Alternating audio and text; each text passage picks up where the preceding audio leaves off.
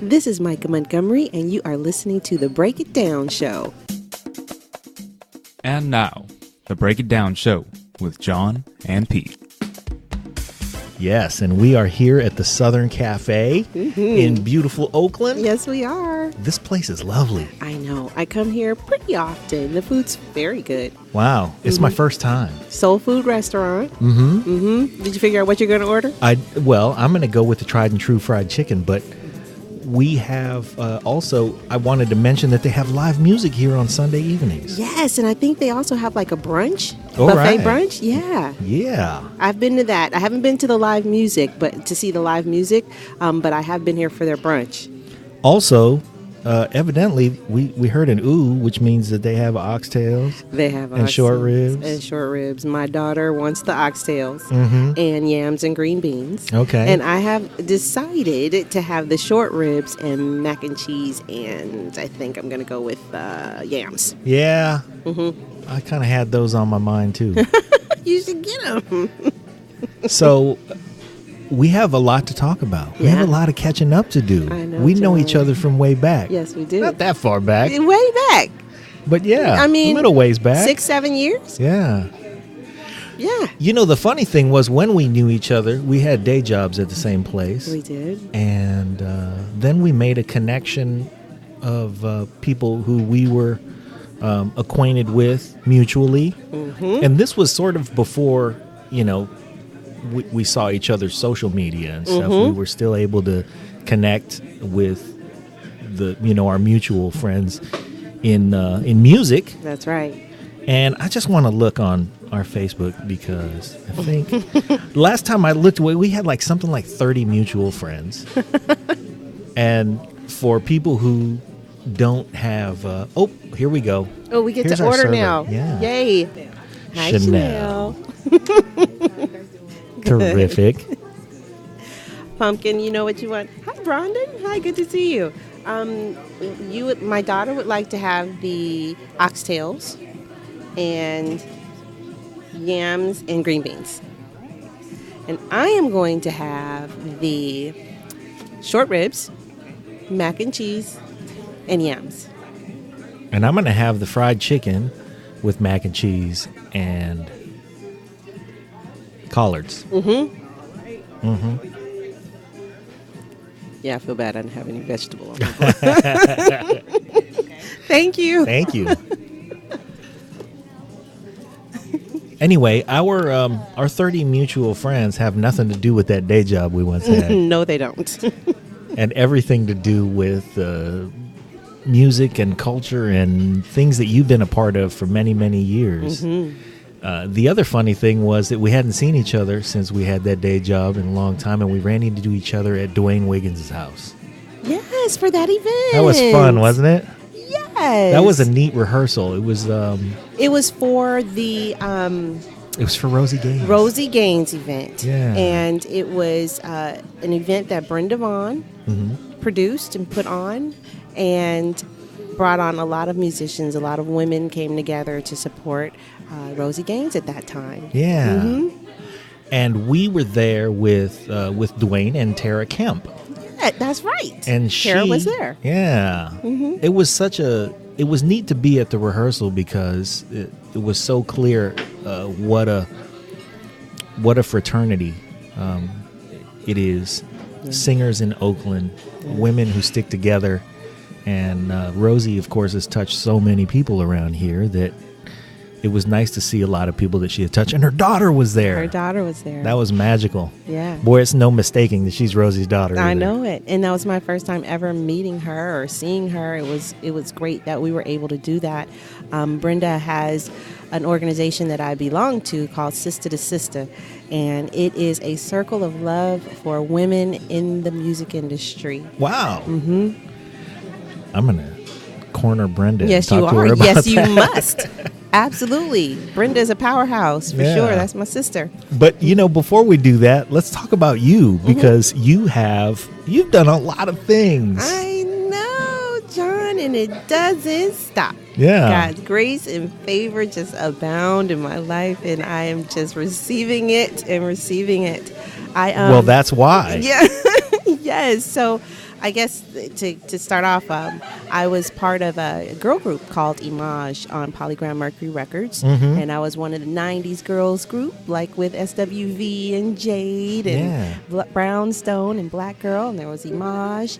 And you were label mates with Dwayne. I was label mates with Dwayne. And we also Drez. Drez, we were his girl group. We were Drez's girl group. Drez and Long for Black Sheep. So our circle was Black Sheep and Tribe Called Quest and De La Soul and Queen Latifah, 'cause she managed Drez. Her and Shakim managed Drez and Long, and that was our circle. In the Native Tongue family. Native Tongue family, that's right. And so Dwayne was on our label. I mean, Tony was on our label, but we also know them from Bay. So when we were with them, we would just hang out with them because it's family. And then Brian McKnight, Heavy D was there. That's right. Joe was there. Vanessa Williams was on the label. So we had a nice roster of people on Polygram Mercury at that time. And after being in Image, the two other girls, Braylee, who's an actress now, she's doing her thing. Tara, she's a songwriter and producer. She's doing her thing. And I'm here. They're in LA. And I'm here in the Bay Area still. And still writing, still producing. I have my own entertainment company called My Lawn Entertainment. And not only do I write music, but God has gifted me with the amazing ability to reach children as a children's book author. And I have 2 books now that I have released. One is called The Little Girl Who Wanted a Tale, and the other one is Isaiah Wants to Read. And they have been so well received. I had a book reading last week at an elementary school in Oakland, and I was with the 2nd and 1st graders. And I have dolls actually made for the characters in the books. Okay. And I had one of the little boys hold the doll, and he raised his hand and said, "I have a comment." And I said, "Yes, how can I help you?" And he said, "The reason why I really wanted to hold Isaiah is because I like to read too." And I was like, this is exactly why. This is why this is being done. And it was just touched my heart. I will never forget that. I also won't forget the little boy who raised his hand and said, "I have a cat who has stitches." Or another one say, "I know Jesus. I saw him on a cup in the store." I said, "Okay, help me here, teacher." It's amazing what everybody shares. Right.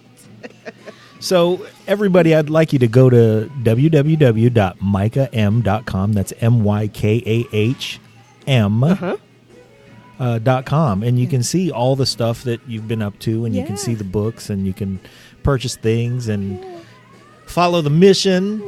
But, it's the amount of stuff that you do, I mean, really limits your creativity not at all. Not at all. You just are wide open to whatever channel and vessel you can become. Yeah, John. And it's amazing how it happens, because when you meet people or you're doing things for other people, the doors open for you in so many different facets. And someone approached me a month or so ago and said, "Hey, I want you to," similar to what you're doing, he's like, "I want you to host a radio show on our network." And I'm like, well, okay. Well, why would you want me to do that?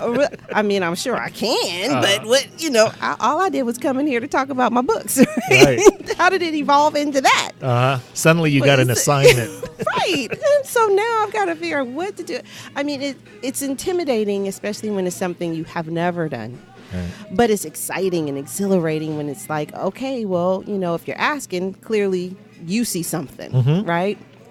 So I'm looking forward to doing that. And that's on the heels of an event that we're having. I've been blessed to receive a proclamation from the City of Oakland, from our mayor, from the City of Oakland, for Mykah Montgomery Day in the City of Oakland. Mykah Montgomery Day. Mykah Montgomery Day. Wow. April 3rd. And we're going to have it actually... I'm going to have it at a school called Northern Lights in Oakland. Okay. And the cool thing about Northern Lights, well, first of all, tomorrow I'm going to be a featured author for Black History Month. So I'm going to go talk to the kids there. But then also, they're on the campus of my old elementary school. I used to go to St. Pascal's. And it was there. So I spent 1st grade through 8th grade on that campus. So it is apropos that I make a full circle. It's a homecoming. It's a homecoming. And so it really, John, it really isn't about me. It's called Leaders or Readers, the Gift of Reading Celebration in recognition of Mykah Montgomery Day. But what I want to do is bring dignitaries and leaders of our community and all of these people that these babies can see that look like them. Yeah. That encourage them to read, encourage them to be entrepreneurs. The books that I've written, they encourage children to love themselves and others, to love reading, and to be an entrepreneur. So when these people come, I want these babies to kind of see them there and be ambassadors for the cause. It's so important, and I'm really happy that your message is that, because we're really the first generation that's been even close to allowed to be empowered, to feel like everything is within our grasp. I mean, we certainly had trailblazers generations past, but now we're at a point where we are able to feel like we can do anything we want with the hard work. And as much as we can encourage a child to do whatever they feel like doing, and really understand that it is your world to grasp and you're free to do anything you want. That's right. And of course, the way to get there always has been reading. You know, that knowledge is power. That's and all right. of that stuff. And now that we have digital devices and we have access to all the information, and really, unlike any other generation, everybody has access to information. Right. But you still have to read it. You have to read it. And you have to learn to love the reading process and the digestion and the comprehension. Build the and comprehension. That's right. Yeah. It's so important. And, you know, it's interesting because, of course, when I grew up, I could read. You know, I could read, but that wasn't my favorite thing to do. Right. I was more of, I want to play. I want to, you know, create on my own, right? You know, when I read out loud. Also noble, by the way. Right. I read out loud so I can hear it. I'm an audible type of person, Okay. right? So when I talk to these kids, I come from a place of understanding where you don't have to be an avid reader. I'm talking to the babies who are struggling to read, period. You have to know how to read, and you have to know that that's where you get your information to live your life and be successful. And so if we can put books in their hands that are interesting, that will then kind of help them develop this love for reading. And not be afraid to exercise that muscle. That's right. Because it needs to be exercised. In so many households, reading is used as a punishment. When the kid's getting on your nerves or whatever, you're like, go in there and read a book. Right. Kid doesn't want to do that, you know, so we can't do that. We have to, let's go read this book together. Yeah. Or let's go do this. It's something that's fun. You keep the books at a level where they can touch them and feel them and read them. And, you know, it's something that's important and valuable. And that's one of the things that we have found out over time in education and as a society, that the younger that we get a child to embrace the story, the younger that we get a child to enjoy and be fulfilled by the story, which really means parents reading to your kids. That's right. And letting them know that this is a fun activity, letting them feel like there's an association with reading and enjoyment and affection and love, and just letting them be a part of the process of taking in the knowledge, so that it's no different than holding your child's hand while they learn how to walk. Yes. You're holding your child's hand while they learn how to read. That's while they embrace the story and learn how to love it. And when you let them go, then they're off and running and they go find their own things. Right. But to be entertained by a book, I mean, now in my old age, there's nothing I'd rather do on vacation than, you know, sit somewhere nice with a gentle breeze and something to drink and a stack of books that I can just pick away at. Right. I don't have a Kindle. My wife has a Kindle. You're like, I want a book. But yeah, I still like a book. Yeah. And that's something that, you know, like you said, reading having been a punishment, we're sending the wrong message. You know, for everybody out there who loves a story, you know why you love a story. Right. Just help the kids learn to love a story. Right. And when they love the story, so kids like to tell stories. They like to be able to communicate what their world is like, right?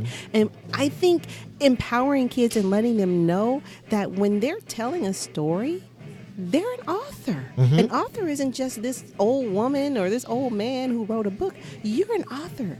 This is your story that you are reading or creating, right? Just because you can't write it down, somebody else can write it down for you, and then you're an author. And you can be that every day. You can be that every day, but you have to. You want people to read your story, right? You want people to know your story, and the way they'll be able to know that is if they read it, which means you have to be able to read other people's stories, so you can really have that in you to love reading. It's a beautiful cycle. Yeah, and I did not aspire to be a children's book author. This was furthest from my mind. How'd it happen? Well, it started off as a journaling exercise. I was in my apartment several years ago, and my daughter, she used to love tales. No, she's embarrassed now. But she's old now, so she's like, Mom. But she used to love tales. Like, she would get string or sticks or weeds. Is or that anything. true? She would tie it to her belt buckle. She's pretending like she doesn't hear you. Tie it to her belt buckle and be like, Mom, look. And she would only harass me with it. She wouldn't do it in the world. She would just I'm like, why am I so lucky? Right. Why am I so lucky? And she'd just walk around and with a tail. With a tail. And so I actually started just journaling it so that when she got old enough for me to be able to embarrass her about it, right, on her date or she used to like tails, right? Right. I'd have it, I'd remember it. That is so but wrong it just evolved. and so right. Right.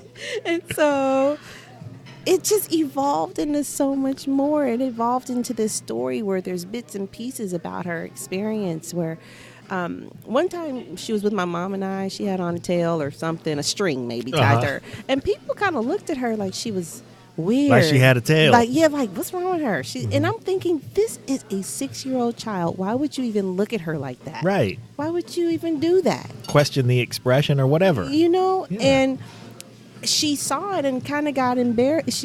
That messed with her self-esteem. And I was like, oh, no, we got to do something about that. That's right. So now Mom is heavily vested. That's somebody who's going to invent something important. Right. That's somebody whose creative mind needs to be fostered and developed. Yes. So with that, that's when I realized that this was something that she liked to do, and we talked about it. Why do you like? I don't know, it's fun. I like how it moves and all that. Great.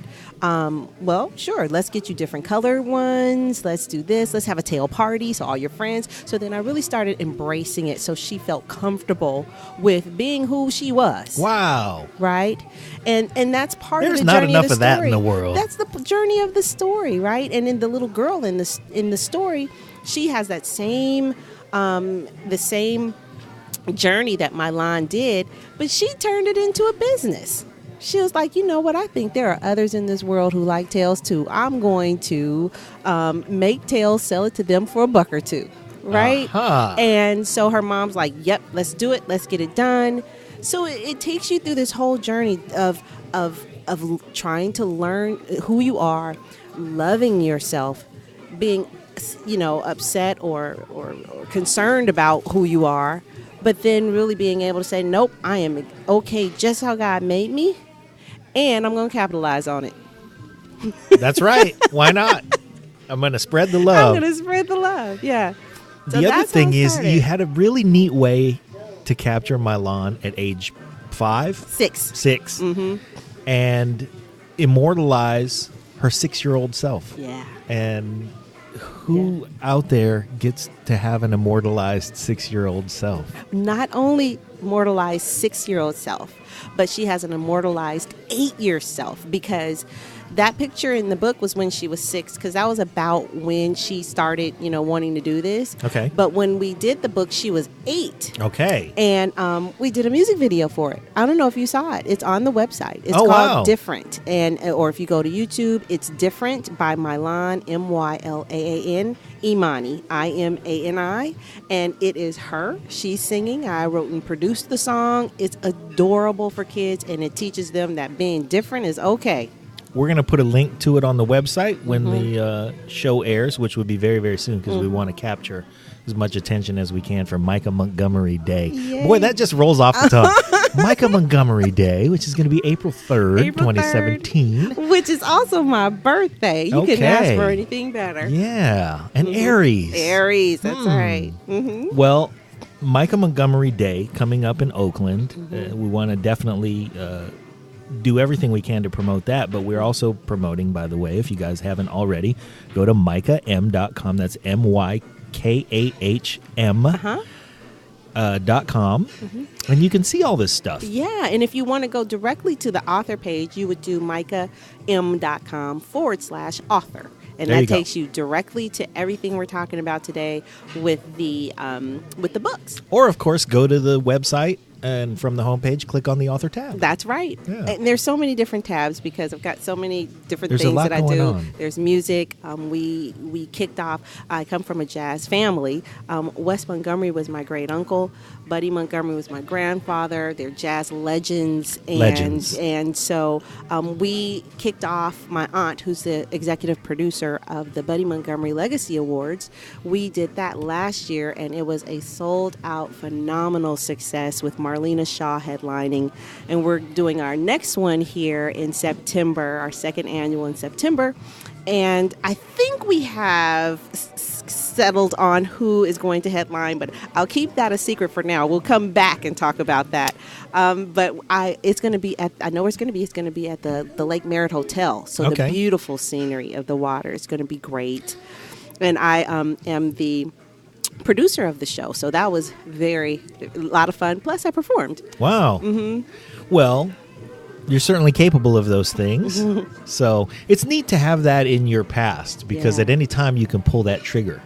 Yeah. It's when somebody has an endeavor like a book, and in your case, like a couple of books, there's always the opportunity to go out and promote the book in an interesting way. And a lot of people will go out and do the press tour and do the standard stuff. Yeah. And that's great. But you actually have experience at producing an event. Yes. A very visceral musical event. So that'll always be fun. Yes. And I said my aunt, but her name is Charla Montgomery. So I wanted to give her a plug too. She's amazing and really spearheaded this event for our family to keep my grandfather's legacy alive.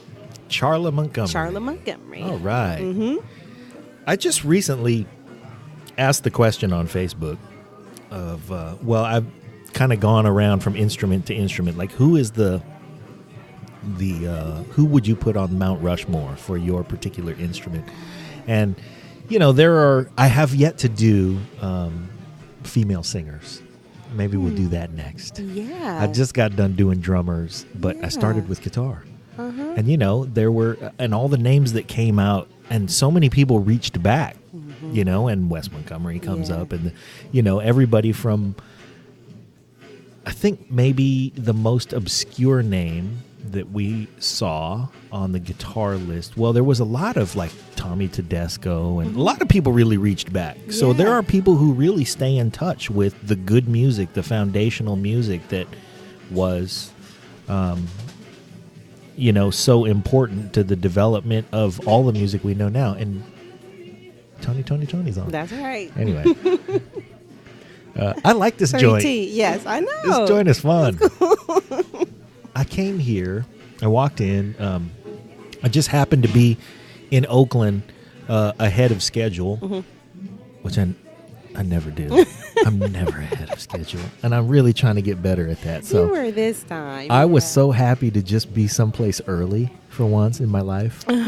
And when I got here, I knew I had a little bit of time, so I walked up and I spoke to the lady at the counter, and I'm going to be so mad at myself for not remembering what her name was. But she introduced me to her husband, Phil, who owns this place. And when I walked in, I said, I'm going to do a podcast. And she said, oh. And I said, it's not going to change anything with the way that we're here. We're going to have dinner and we're going to do all the normal things. We're just going to put microphones in front of our faces while we talk about what we talk about. Right.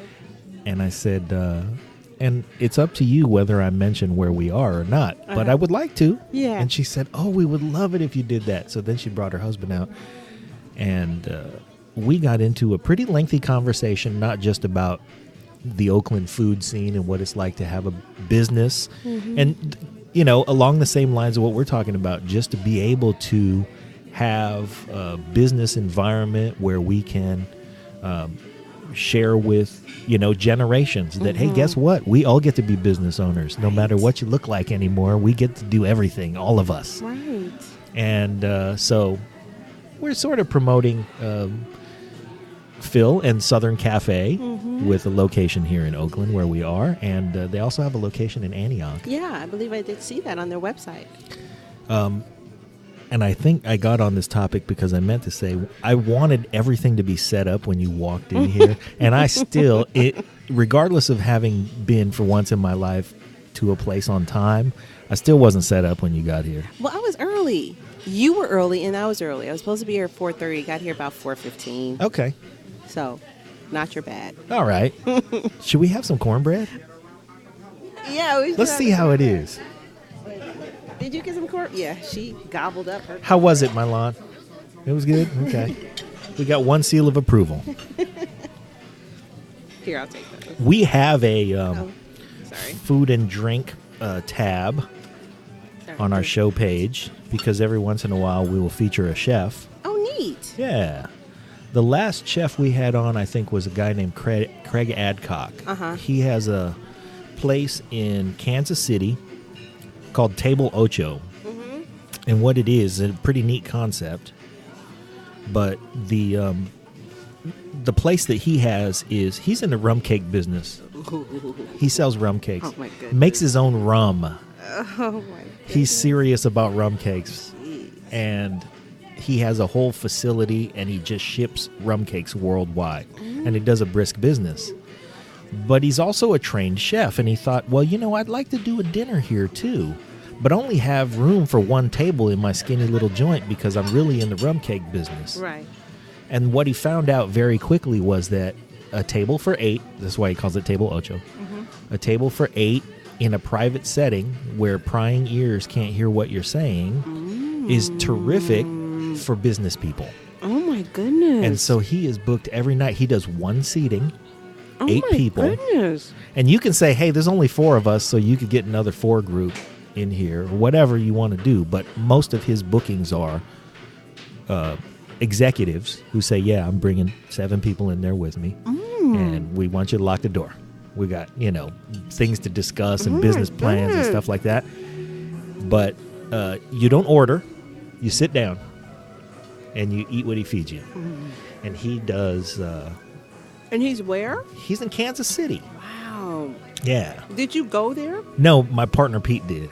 And Pete's not here, and that's terrible because you would like Pete. He's a great guy. And Pete loves food. He's a connoisseur of all kinds of food. And he is a big lummox. He's a big white guy. And Pete and I, the 2 big lummoxes, and he is like a big corn-fed white dude, but we will eat anywhere. We eat at Sands. Yes. Some people look at us and go, you guys go into Sands? Yeah. Of course we go into Sands. Yes. Why They got would wings you? in there. My cousin's friend loves Sins. Every time they get ready to eat, she says, we're going to Sins. I'm like, okay. But right now, we're at Southern Cafe where the cornbread is marvelous. And I'm trying not to chomp. It's hard to do. I'll edit out anything unflattering. Keep it real. Yeah. I try to do that too, but every once in a while we'll get into a situation where somebody will laugh and snort, and I go, okay, if you want me to take that out for not being ladylike. that has happened. Mm-hmm. We had a lovely lady on. I won't say who. Our listeners can go back and guess. But she snorted. And short ribs. Ooh, look at that. Thank you. Thank you. Can I ask you a question? Yes. How are you going to let me order the wrong thing? I'm just kidding.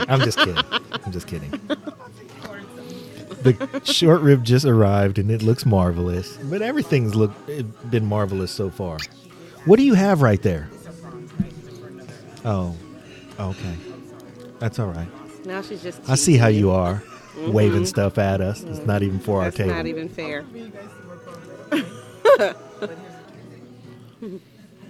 So nobody gets mad at you. Did you lose that card? It's okay. It's okay if she loses the card. She's a lovely server. She's got other things on her mind, and she's got responsibilities to take care of. That's right.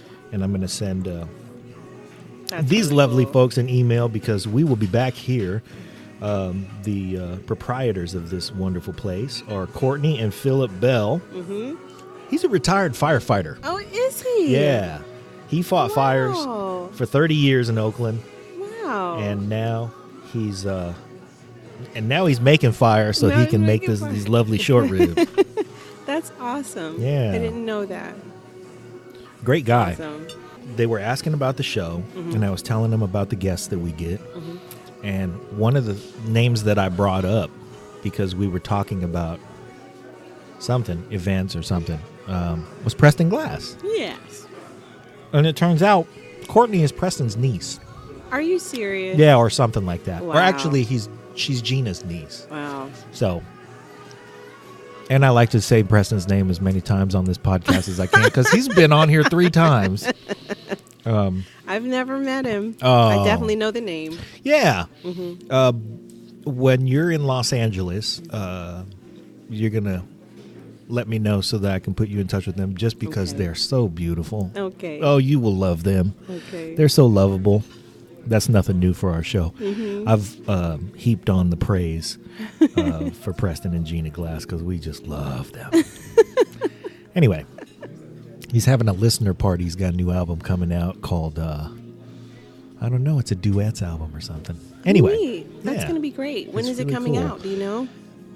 I don't, but the listening party is in mid-March. I want to say it's March 13th or something like that. So I'm plugging Preston's show before it even happens or before he's on to promote it. And, I did not order the wrong thing. No, I ordered exactly the right thing. Yes. Fried chicken, mac and cheese, greens, and rice and gravy. Rice and gravy. And pumpkin. My line has oxtails and yams and green beans. Gracious. Yummy. Gracious.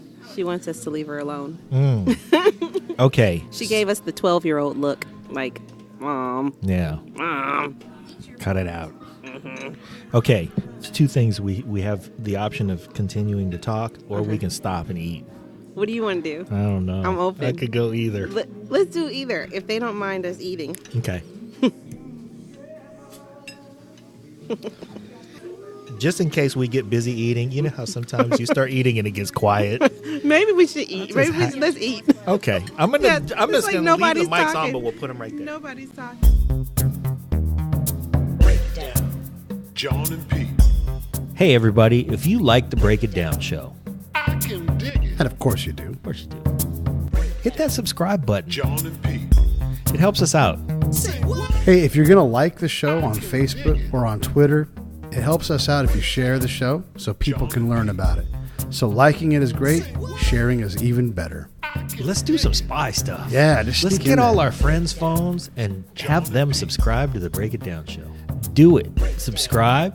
Listen to the show. If you love the show, tell 5 of your friends. Or if you hate the show, tell 5 of your friends.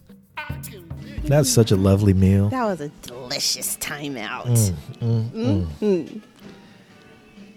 I'm a finisher. My mama raised a finisher, for better or for worse. I know. You better eat all that food on that plate, boy. At this age, it's for worse. Right. But I cannot finish all this food. There's no way. And that means that's just going to be some for us later on tonight or That's tomorrow. true. So That is I'm true. looking forward to that. You have gracious. such a gentle voice, John. It's so calming. Oh, thank it you. It really is. Likewise. Thank you. But One of you the do. two of us made a living as a singer for a major label. So don't act like. But sometimes, I can drone on, I think, but you have just such a pleasant, calming voice that I'm sure your audience can appreciate or Well, does appreciate. It's especially pleasant and calming after I've had a tummy full of fried chicken. That's right. And if John Sally listens to this episode, he's going to probably want to choke me. But I had fried chicken, John Sally, and it was lovely. And we are at Southern Cafe where we've made new friends. Yes. And But Mr. John Sally, let me tell you that John did tell me your story while he sucked on a chicken bone. He while told me about his simultaneous sucking he on a told chicken me bone. about his efforts to live up to your standards and become a vegan for a special amount of time. Mm-hmm. And I did change many habits for the better. Yes. I mean, I ordered greens. Yes, you Granted, did. These greens were practically wrapped around a ham hock for a week and simmered. But never mind that. I got a vegetable. You got a I had vegetable. I had the option to starch out, Yeah, like me. and instead, I at least included a vegetable. You did. So that's a terrible example, but I You have I have grown in my eating habits a little more toward health, far more than I used to be. Likewise. Because I was just gluttonous, and there comes a time where that becomes painful. Yeah. It just has. I never had to worry about anything like heartburn or anything like that, and my constitution is still pretty strong, but it's already gotten to the point where, how like something hasn't quite gotten somewhere, but you can see it, and I can see You that. see it coming. Yeah. Yeah. So Well, the awareness is there, so that means I trust you're gonna make some changes if you need to. sure, Yeah. and many times throughout the week, I do better than I would have in years past. Yes. Very So I'm good. just going to rest on that and say this chicken was It delicious. was good. I am satiated. But I wanted to get back to a topic that you started to bring up, and I stopped you because I didn't want to get the meat and potatoes of your thoughts about this topic until we had mics on. That is the difference between having the obligations of being a major label artist, which is a world that you've known, and which is comparable to being published by a major publisher, versus the independent publishing that you've done on your books, and the life that you get to lead where you own your properties, and your intellectual properties are not dictated, or the fate of those properties are not dictated by somebody else who's not you. So what are your overall thoughts, having had the experience of both? Yeah, that's a really good question. I realized becoming a self-published author, by going through that process, how similar it is to the music industry. My goodness. It's the same process. If you want to get signed by a major publishing label, or publishing company, it's like trying to get signed by a major label. Sure. They want to see units move before they even consider, and they're just going for, the people that they want to sign, right? Yeah. It's the same game. It's the same, rat race, if you will. There are pros and cons, obviously, to both, right? When you are signed to a major label, you have the machine behind you, or you have access to a machine behind you. Now, whether that machine works for you or not is a different story. And you see that in just how few artists there are that actually, air quote, make it, right? Or become big artists. There is few and far between. There are so many talented artists and musicians that don't get an opportunity to be signed to major labels. Let's say that we both know where we know some people who are just absolute amazing talents, who have never, been signed to a major label and get that. I think the thing that's wrong with the system, if we can point to a flaw in what everybody thinks about it, is that when you're a kid, if you have a talent and you begin to develop it, you naturally aspire to the major label scene because it's what is visible. Yep. And we're back again to what is visible and why it's so important to have faces like ours and kids who can gravitate to, who can look up and say, hey, that person is just like me. That's right. And, have those kinds of aspirations, because as far as most people know who are fans of music, who consume hit records, those are all of the artists. I remember when I was a young drummer, I met Rick Marotta for a moment, and I now have an amazing appreciation for his playing. He was one of the drummers who played on Steely Dan records. Steely Dan. Oh, yeah. Black Cow. Yeah. And he, at the time that I met him, I probably was like 19. I didn't know who he was, and I didn't care. And it wasn't until later, like now I look back and go, man, I actually met Rick Marotta, and that was cool. All of the things I wish I would have asked a guy who's had that experience, but I wasn't exposed to what he had done. And so when you're a young artist, you naturally want to go that route because everybody you see who is successful is in that route. And you don't see that label has a roster of 200 people and 5 hit records. That's right.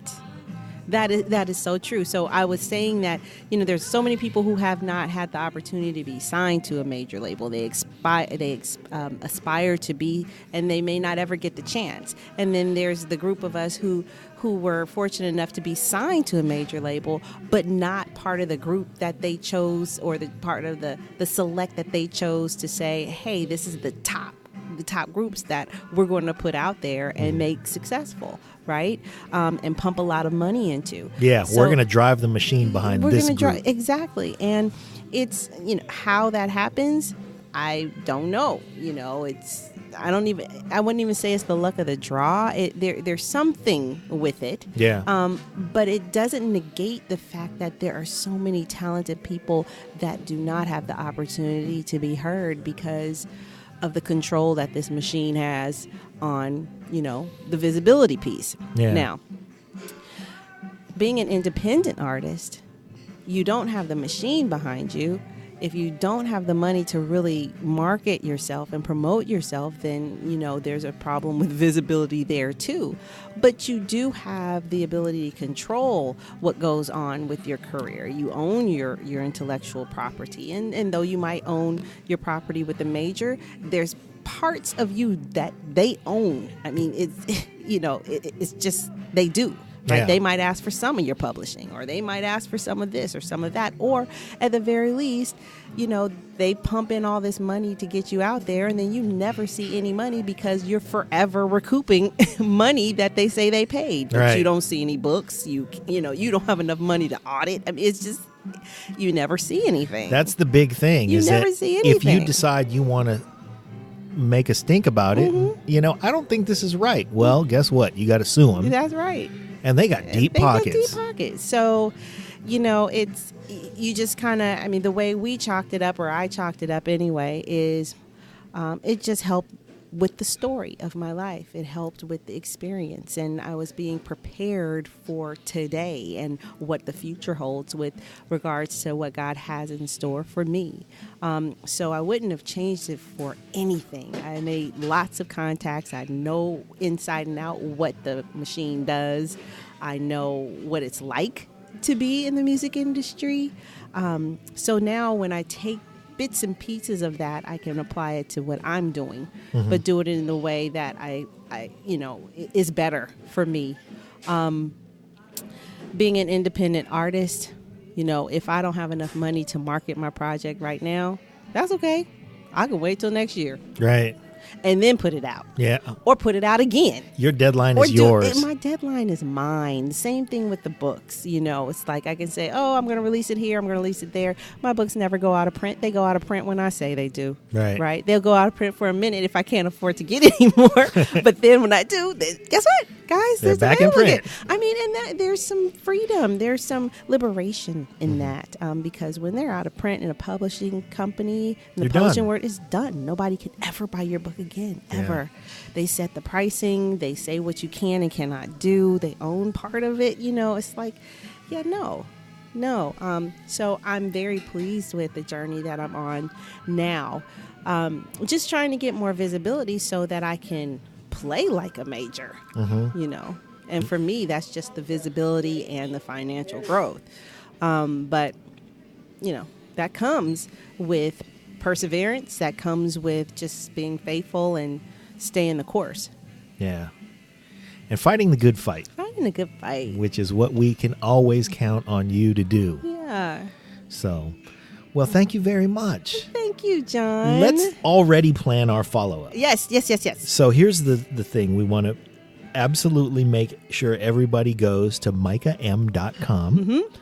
This is one of the things that I'm trying to get better at is over the course of the show, I'm supposed to at least promote your website or whatever project you're doing and wherever we can steer our listeners. I should be doing that at least every 10 minutes. Okay. But, you know, we get off into conversation and we get on these topics and they're important and we want to discuss them. But everybody go to mykahM.com. MYKAHM.com.